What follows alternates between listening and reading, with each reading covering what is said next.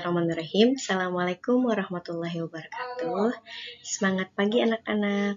Senang sekali akhirnya kita dapat bertemu kembali dalam mata pelajaran seni budaya hari ini. Baik, kita langsung saja ke materi ya. Sebelumnya Ibu doakan semoga kalian dalam keadaan sehat walafiat dan tetap semangat belajar walaupun melalui daring ini. Baik, kita langsung ke materi saja ya. Untuk materi pertama di semester 1 ini, kita akan mempelajari tentang menggambar model.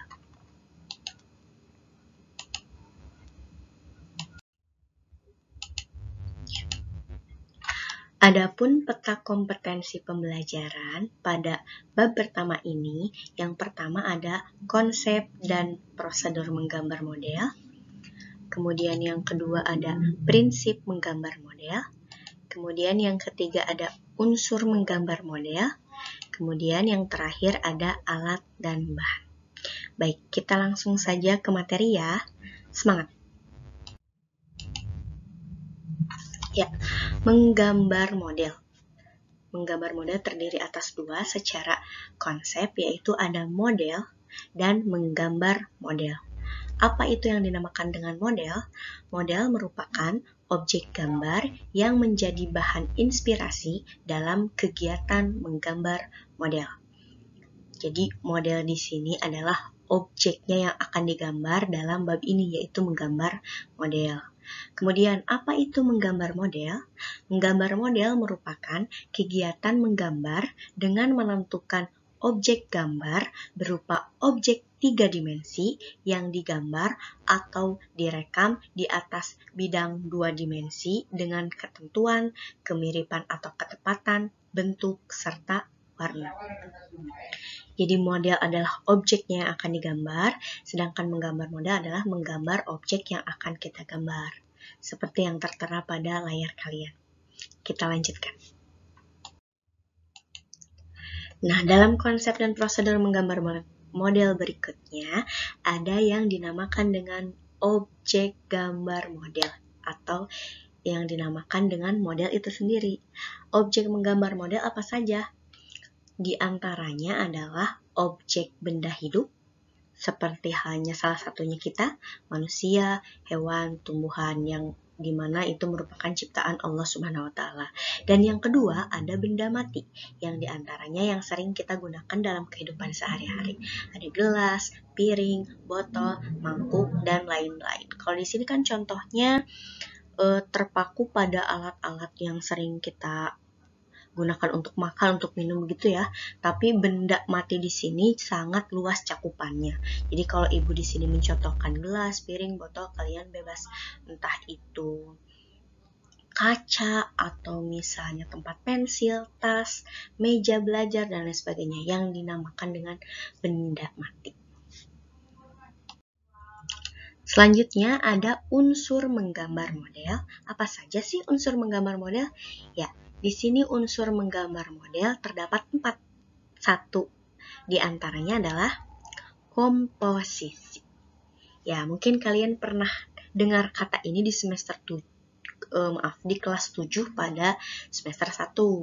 Tentu ada tentang menggambar flora, fauna, dan alam benda, ada yang dinamakan dengan komposisi. Nah, ternyata di kelas 8 kita pelajari lagi tentang komposisi, yaitu komposisi adalah bagian dari salah satu unsur menggambar model ya. Nah, apa itu komposisi? Kita ingat-ingat kembali dari pelajaran kelas 7 sama saja sebetulnya bahwa komposisi adalah susunan atau tata letak objek gambar antara objek gambar yang satu dengan objek gambar yang lainnya, sehingga memiliki satu kesatuan yang bentuknya harmonis. Komposisi merupakan cara mengatur susunan objek gambar yang digunakan sebagai model gambar, sehingga hasil gambar tampak menarik, harmonis, dan indah. Seperti itu. Ternyata komposisi dibagi 3 bagian. Yang pertama ada komposisi simetris, yang ketiga ada komposisi asimetris, dan yang ketiga ada komposisi sentral.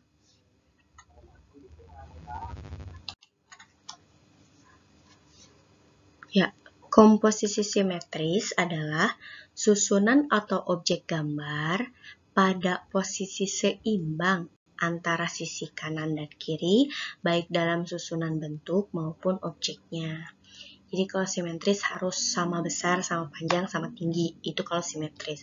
Kemudian yang kedua ada komposisi asimetris.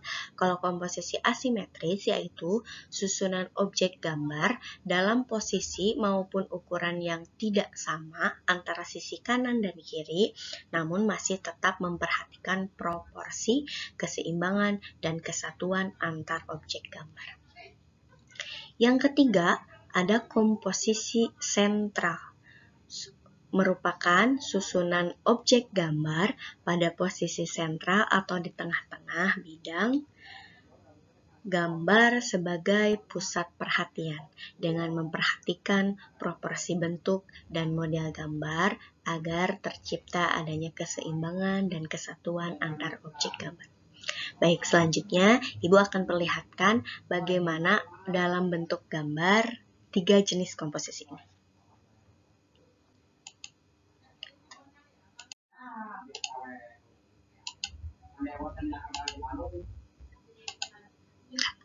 Yang pertama yang kalian lihat ada di sebelah paling ujung kiri ya kalau di Ibu. Di situ ada komposisi simetris yang tadi menurut pengertiannya dibilang bahwa objeknya sama besar, sama panjang, sama tinggi antara keempat. Di sini ada 4 objek, kemudian dia kanan dan kiri, atas dan bawah harus terlihat seimbang. Itu komposisi simetris. Jadi semuanya harus sama. Yang kedua ada komposisi asimetris. Kalau komposisi asimetris boleh dengan bentuk yang berbeda, beda panjang, beda besar, beda tinggi, tetapi tetap memperhatikan keseimbangan. Lagi-lagi itu yang harus diperhatikan. Jadi di sini ada 4 lingkaran. Di sini ada satu yang besar, kemudian di sini di bawah ada oval, kemudian di sini ada yang sedang, kemudian yang di atas ada yang paling kecil. Tapi tetap ketika ditarik garis membentuk sebuah keseimbangan dan kesatuan. Kemudian yang terakhir ada yang dinamakan dengan komposisi sentral tadi. Nah, kalau sentral boleh berbeda bentuk dan ukuran, tetapi harus memperlihatkan ada satu posisi di mana ini merupakan posisi sentral. Jadi ada tengahnya, itu komposisi sentral. Ada yang menjadi fokusnya pada gambar tersebut. Seperti itu. Sampai di sini, semoga bisa dipahami ya. Baik, selanjutnya Ibu lanjutkan ke slide berikutnya. Nah, di prinsip menggambar model yang kedua ada yang dinamakan dengan proporsi. Proporsi di sini adalah perbandingan ukuran dan bentuk objek antara bagian satu dengan bagian yang lain secara ideal dan harmonis. Menggambar dengan proporsi yang tepat akan menghasilkan hasil yang ideal dan enak dipandang. Nah, lagi-lagi dalam seni itu, termasuk salah satunya seni rupa, harus memperhatikan adanya estetika atau keindahan dalam berkarya seni. Baik, di sini Ibu perlihatkan contohnya ya. Nah, ini merupakan 2 benda mati dan 1 benda hidup dengan prinsip menggambar model yaitu proporsi. Di sini ada semacam kendi untuk minum, kemudian gelas, dan ada 1 buah apel. Di sini tentu 3 benda tersebut berbeda ukuran, tetapi ketika disusun secara rapi, itu akan membentuk kesatuan yang ideal dan enak dipandang, walaupun 3 benda ini berbeda-beda ya. Seperti itu. Itu yang dinamakan dengan proporsi. Yang ketiga, kita mengenal ada yang dinamakan dengan keseimbangan. Kalian pasti udah tahu dari kata dasar seimbang, bahwasanya keseimbangan itu adalah keselarasan antara objek gambar, bidang gambar, dan gambar yang dihasilkan. Keseimbangan dalam menggambar model dapat diperoleh dengan cara memberikan efek perspektif pada objek gambar, sudut pandang gambar, maupun dengan cara membuat skala. Ya, kalau kalian lihat keseimbangan. Nah, gambar di sini jelas ya, walaupun ada 3 benda yang berbeda, tetapi karena prinsip yang ketiga keseimbangan, jadi harus memperhatikan keseimbangan antara benda satu dan benda lain. Seperti itu. Kemudian yang terakhir ada yang dinamakan dengan kesatuan. Apa sih kesatuan itu? Kesatuan adalah penataan unsur dengan cara menggabungkan unsur satu dengan unsur lainnya berdasarkan bentuk, ukuran, maupun jenisnya, sehingga memperoleh hubungan yang sangat kuat, erat, dan saling mendukung antara satu dengan yang lainnya, sehingga memiliki kesatuan yang tidak terpisahkan. Oke, baik. Ibu akan perlihatkan gambarnya. Nah, di sini di sebelah kiri ada gambar dengan tidak memperhatikan kesatuan. Jadi walaupun 3 bentuk di sampingnya sudah baik, sudah tepat, sudah memperhatikan kesatuan, namun ada satu bentuk yang tidak karuan bentuknya sehingga tidak menjadi satu kesatuan. Nah, berbeda halnya dengan gambar yang di sampingnya, itu terdapat 4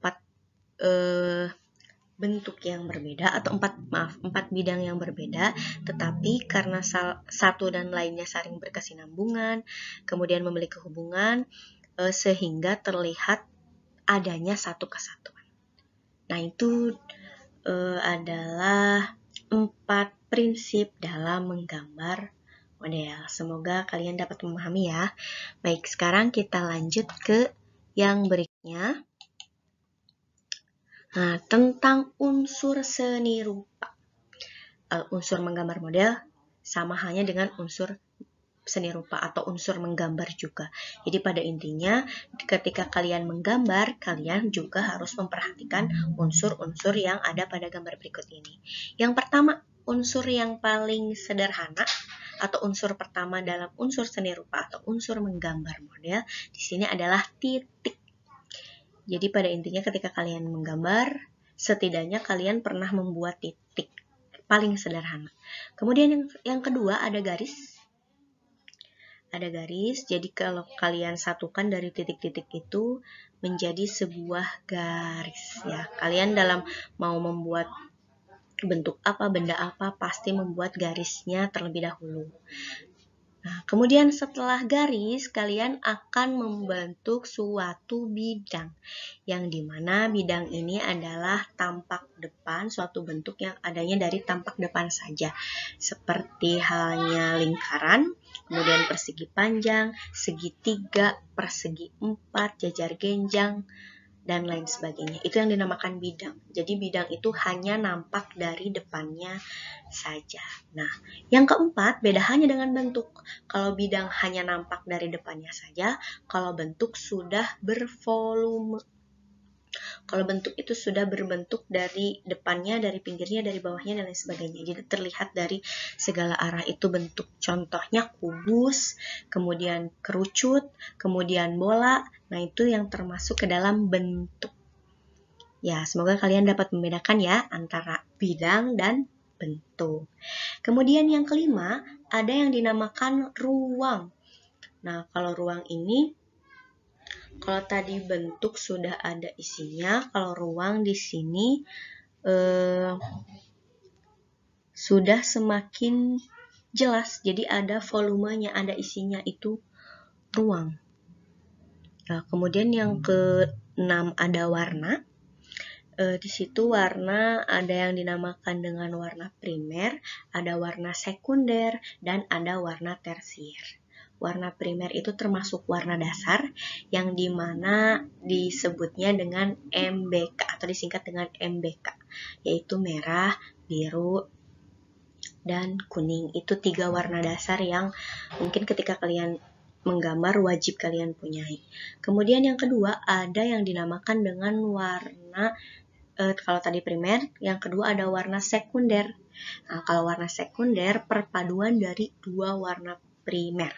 Contoh, warna merah dan warna kuning akan menghasilkan warna orange. Nah, warna orange ini yang dinamakan dengan warna sekunder. Kemudian, warna biru dan warna kuning akan menghasilkan warna hijau. Nah, warna hijau ini adalah warna yang termasuk warna sekunder. Jadi warna sekunder itu adalah hasil dari perpaduan dua warna primer. Kemudian yang ketiga ada yang dinamakan dengan warna tersier. Kalau warna tersier adalah satu kesatuan dari satu warna primer dan satu warna sekunder.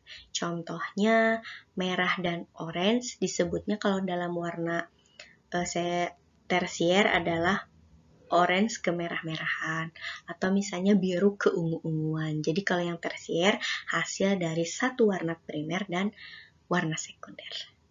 Itu ternyata banyak sekali macam warna ya.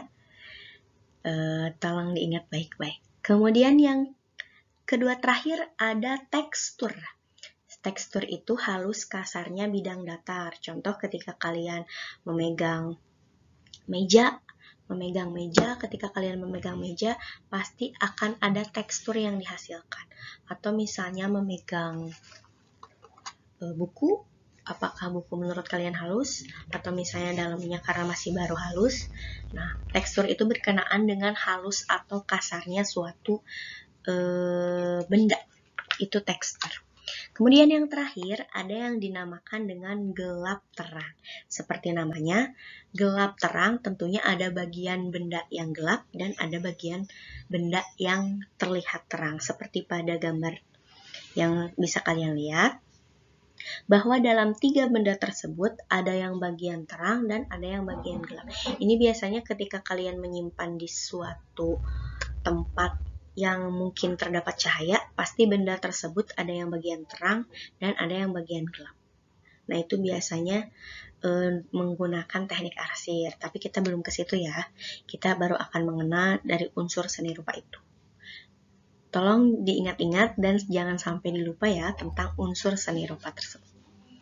Nah, selanjutnya Ibu akan menerangkan poin terakhir dari bab ini, yaitu tentang alat dan bahan menggambar. Ibu rasa ini sih kalian sudah tahu bahkan sejak TK atau PAUD lah ya. Kalau alat dan bahan menggambar diantaranya adalah seperti pada gambar, ada pensil juga boleh HB, boleh 2B, boleh B, itu tergantung kepentingan kalian akan menggambar seperti apa. Kemudian yang kedua ada penghapus, yang ketiga ada kertasnya atau buku gambar, boleh. Kemudian ada pensil warna, ada krayon, dan ada juga cat air. Jadi menggambar tidak semata-mata hanya untuk yang teknik kering. Jadi kalian bisa menggunakan cat air, cat poster dalam menggambar juga. Hanya mungkin itu lebih menjurusnya ke teknik melukis ya, tapi tidak apa-apa jika kita ingin menggunakan tekstur cair dalam menggambar model. Jadi itu yang bisa Ibu sampaikan dalam mata pelajaran kali ini. Semoga dapat bermanfaat. Semoga kalian memperhatikan baik-baik. Ibu tahu masih banyak kesalahan, mohon dimaafkan. Sekian mata pelajaran hari ini. Wabillahi taufik wal hidayah. Wassalamualaikum warahmatullahi wabarakatuh. See you.